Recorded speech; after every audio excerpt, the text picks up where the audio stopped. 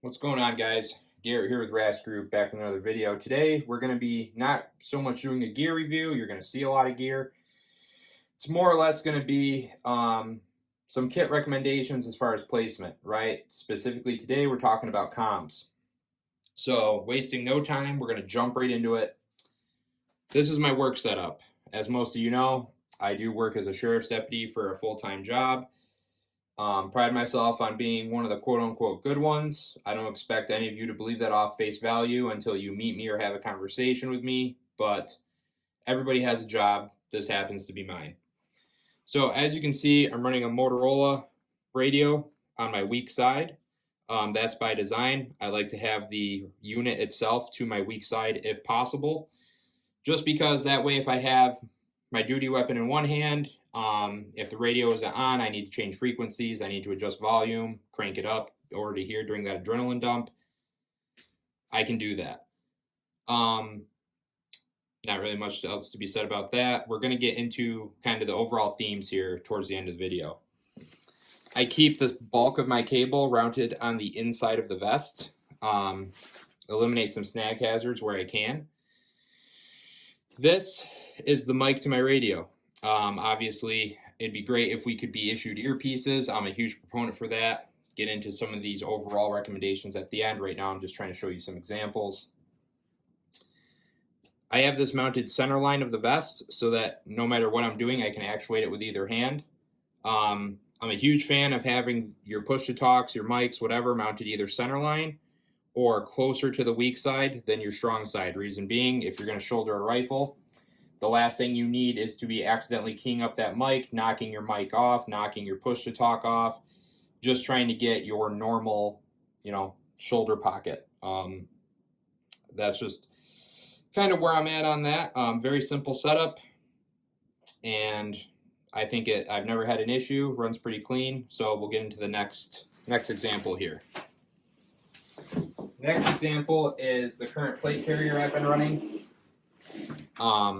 Is a Gray Ghost Gear SMC. There we go. Try to get as much into frame for you as possible.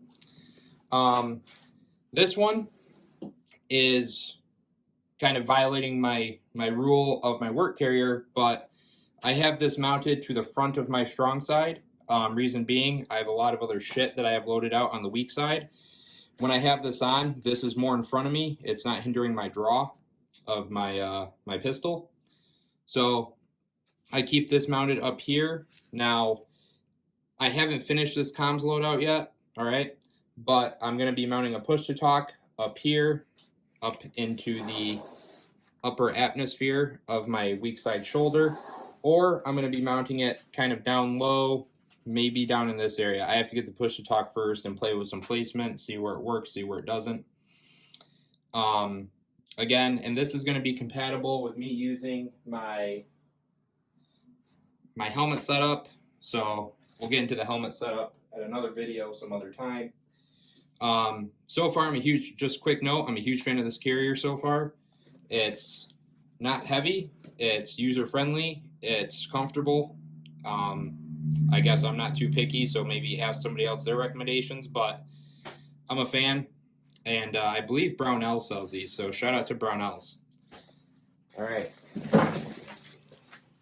So throw this over here.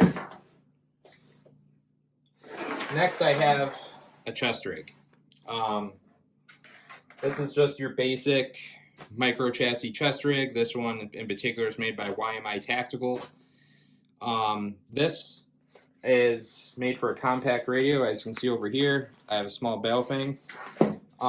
Again, this is mounted on the strong side, but it's on an inside expander wing, so it's not going to block my draw, and I can still get to it, when I need to. Now, seeing these setups and seeing kind of why I do what I do type deal, there's some core principles I use when setting up comms and other equipment, right? I always mount my radio where I can get to it, not relying on a teammate, not relying on a partner. Reason being, in the civilian realm, a lot of people don't have that network. They don't have a ton of teamwork around them in general. They're most likely going to be operating either by themselves or with a close family member at most. Some people are fortunate to have like groups of friends they train with, whatever. My point is, even if you do have a group you plan to be with, when shit really hits the fan, the sad part is people perish. You're not guaranteed to have them around. And you might find yourself using your radio where you might not have anybody to communicate to, but you might discover a frequency of an opposing force. You might need to listen in on a news network or whatever. Depending on the timeline and where you're at in that timeline, you can use a radio for a lot of things.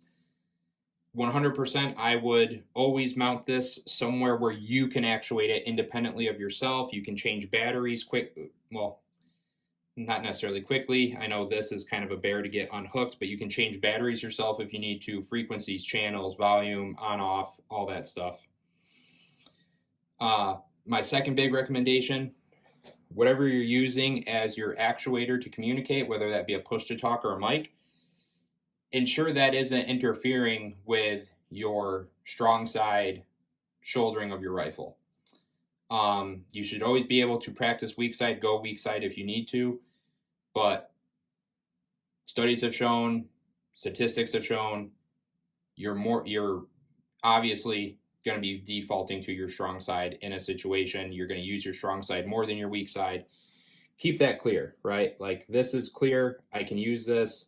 This doesn't hinder anything. I actually have something in the works to try to even lace this up a little bit more, try to get this down in here because I did have it stuck under here.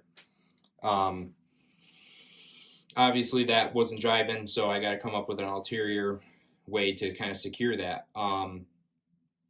Ultimately, guys, set your stuff up in order for that you can independently access your gear. The stuff that you need to access in an emergency situation, be able to access it. Trauma shears do you no good sitting inside, a back panel. Have those up here, admin stuff, ammo, whatever, tourniquets. Shout out to Alpha Carry Solutions for this little expander wing. This thing's working out pretty awesome. So that's my overall recommendations for how to set up your comms individually. Don't mount it on your back. Don't mount it where you can't realistically reach it and get to it. Seconds matter, especially when you're trying to communicate to friends, when you're trying to listen to where somebody is. You don't want a chance not being able to actuate your stuff when you need it. I'm a pretty big proponent in that. I will always mount my radios more to the front than to the rear. Just how I am. Again, set your stuff up for your situation and what you're looking to do, but this is just my take on it. So if you guys have any questions, feel free to reach out.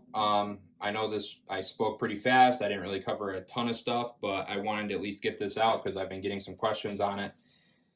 Please reach out to our website. You can reach me at garrett@rasgrouptraining.com. You can reach me over at the Instagram _rasgroup, RAS group. Other than that, you guys stay safe, stay trained, stay rad. I'll be back for the next one.